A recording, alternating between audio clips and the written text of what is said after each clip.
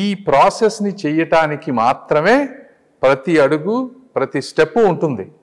ఇందులో వేరే అసలు రాజకీయాలు అనేది పదవులతోటి పెద్దగా సంబంధం ఉండదు. ఇదేంటంటే ఒక పార్లమెంటేరియన్ మెంబర్గా అయినప్పుడు ఏంటంటే మీరు చెప్పేది 10 మంది వింటారు, మీకు క్రెడిబిలిటీ వస్తుంది. నేను ఒక నాన్ ప్రాఫిట్ లాగానో ఒక ఇండివిజువల్ గానో అంత కెపాసిటీలో చేసిన క్రెడిబిలిటీ రాదు. సిస్టమ్ ఎలో చేయదు నన్ను. నేను ఒక స్కూల్ పెట్టాలి, ఒక పార్లమెంటరీగా నేను ఒక సపోజ్ 10 మందిని కలిపి ఇంటర్నేషనల్ కమిటీ తెచ్చి ఒక 20 కోట్లు పెట్టి స్కూల్ పెట్టాలి, డబ్బులు ఉన్నాయి, కానీ ఫాస్ట్గా పర్మిషన్స్ తీసుకొచ్చి ఇవన్నీ చేయాలంటే మీకు ఒక పవర్ ఉంటే చాలా ఫాస్ట్గా అకాంప్లిష్ చేయగలుగుతారు. మీరు ఇండివిజువల్గా చేయండి, అది ఎంత కష్టమో మీకు అర్థమవుతుంది. అందుకు చేస్తున్నాను తప్పించి దీంట్లో వేరే నెగిటివ్ కానోటేషన్ అనేది ఏమీ లేదు రాజకీయం అనే దానికి. కాకపోతే మీరు సస్టైన్ అవుతున్నారా, ఎంతవరకు జనాన్ని ఒప్పిస్తారు అనేది ఇక్కడ క్వశ్చన్. ఎందుకు ఒప్పుకోరు? వాళ్ళకి సేవ చేసేవాళ్ళు కావాలి. ఎవరు చేయనంతగా నేను చేశాను అనుకోండి, ఎందుకు ఒప్పుకోరు? 100% ఒప్పుకోరు. మీ ఐడియాలజీ తెలియాలి, వాళ్ళకి తెలుస్తుంది. మీరు ఏ రకంగా చేస్తారు చెప్తున్నాను కదా. దీంట్లో మల్టిపుల్ యాంగిల్స్ ఉన్నాయి. 1 by 1 ఇవి చేసేదాన్ని బట్టి ఫస్ట్ 6 months ఎవరో నమ్మరు మనల్ని. అవును, బెనిఫిట్ తోటే చేస్తారు. But over a period of time 1 to 2 years వచ్చేటప్పటికి వాళ్ళకి ఒక అవగాహన వస్తుంది ఏమిటి అనేది. జిల్లా ప్రజలతో అనుబంధం ఉండాలి. 100% అన్ని ఫామ్ అవుతాయి. ఇప్పుడు అనుబంధం ఆల్రెడీ ఉన్నాయి మాకు. నేను తెలియని తెలుగుదేశం పార్టీ కార్యకర్త ఉండరు మీకు. ఇప్పుడు మా నాన్నగారు 1983 నుంచి రాజకీయాల్లో ఉన్నారు. అవును, ఆయన గురించి తెలుస్తుంది, కానీ ఆయన కొడుకు గురించి ఆయనతో అడుగులు వేస్తే తెలుసుండేది అందరికి. ఉన్నాను కదా 25. మాది హోటల్ బిజినెస్ అండి. హోటల్కి అందరు వచ్చేవాళ్ళు, భోజనం చేసేవారు, మేమంతా హోటల్లో వర్క్ చేసేవాళ్ళం. సో ప్రతి కార్యకర్త మాకు పరిచయం ఉంది. నేనంటూ తెలియని వాళ్ళు తెలుగుదేశం పార్టీలో చాలా తక్కువ మంది. పార్టీలో కాదు నేను అడిగేది, ప్రజల్లోనే అడిగేది. ప్రజలు అంటే అందరికీ ఇప్పుడు అందరూ తెలియకపోవచ్చు, కొద్దిగా సమయంలో ఆటోమేటిక్గా తెలుసుకుంటారు. సోషల్ మీడియా వీటన్నిటితో ఎక్కువ టైం పట్టదు ఇవన్నీ మన వాళ్ళు నా గురించి తెలుసుకోవాలంటే. కానీ నేను ఒక్కటి అడుగుతాను సార్, ఇప్పటి వరకు 10 ఏళ్ళు అయింది కొత్త రాష్ట్రం ఏర్పడి. సో 5 ఏళ్ల పాటు తెలుగుదేశం పార్టీ, ఆ తర్వాత 5 ఏళ్ల పాటు వైఎస్ఆర్ కాంగ్రెస్ పార్టీ. సో వాళ్ళు ఈ రెండు పార్టీలు ఏ రకంగా చేసినాయి, తెలుగుదేశం పార్టీ ఏ రకంగా చేసింది, వైఎస్ఆర్సీపీ ఏ రకంగా చేసింది అందరికీ తెలిసిందే. కానీ ఇక్కడ ఇప్పుడు మనం మళ్ళీ రేపు ఎన్నికల్లో మనం చెప్పాల్సింది ఏంటంటే, ప్రధానంగా వాళ్ళు చేయలేదు కాబట్టి నేను చేయగలను, వాళ్ళు చేయలేనిది నేను చేసి చూపించగలను అని చూపించాలి. సో గుంటూరు పార్లమెంట్కి సంబంధించి ప్రధానంగా వైఎస్ఆర్ కాంగ్రెస్ పార్టీ చేయని అభివృద్ధి ఏంటి, మీరు చేసే అభివృద్ధి ఏంటంటే ఏం చెప్తారు? అసలు క్యాపిటల్ అండి.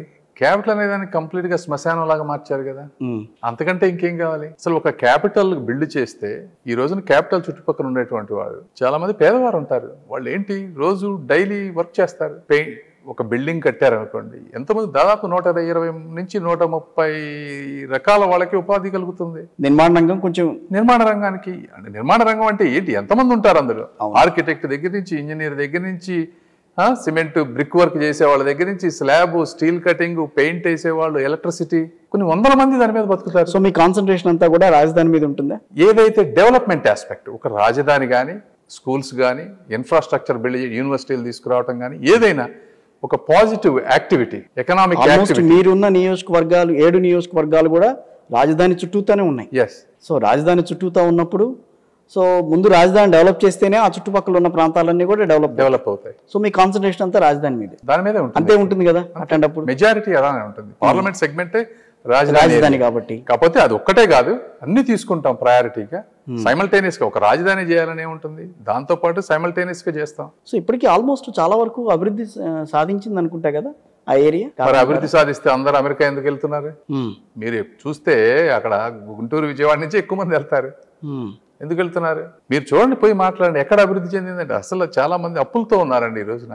ఇప్పుడు కార్మికులు అంటే తెలుగుదేశం పార్టీ ఉన్నప్పుడు పనులుండి ఇవన్నీ ఉండి కొంత గొప్ప సేవింగ్స్. నిర్మాణ రంగం కుదేలైంది కాబట్టి సో మీరు అన్నట్టుగా ఆ ఏరియాలో ఉన్న కార్మికులంతా కూడా, ఆ ఏరియాలో ఉన్న వాళ్ళంతా కూడా చాలా ఇబ్బందులు పడుతున్నారు. ఆ నిర్మాణ రంగం ఒకటి డెవలప్ అయితే సరిపోతుంది. అక్కడ ఇండైరెక్ట్ ఎంప్లాయ్మెంట్, అది ఇనిషియల్ స్టార్టింగ్.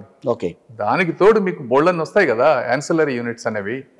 ఒక నిర్మాణ రంగం అని కాదు. ఇప్పుడు నిర్మాణ రంగం ఉందనుకోండి, బయట నుంచి వచ్చేవాళ్ళు ఉంటారు, హోటల్స్ బాగుంటాయి, ఎయిర్పోర్ట్స్ లో యాక్టివిటీ ఉంటుంది, ఇలా ఎన్నో. ఇప్పుడు దానికి రెంట్ తీసుకునే వాళ్ళు ఉంటారు, వచ్చి బయట ప్లేసుల నుంచి వచ్చి ఎన్నో యాక్టివిటీస్ ఉంటాయి మీకు. ఒక నిర్మాణ రంగం అంటే, క్యాపిటల్ అంటే 3.5 లక్షల కోట్లు సార్.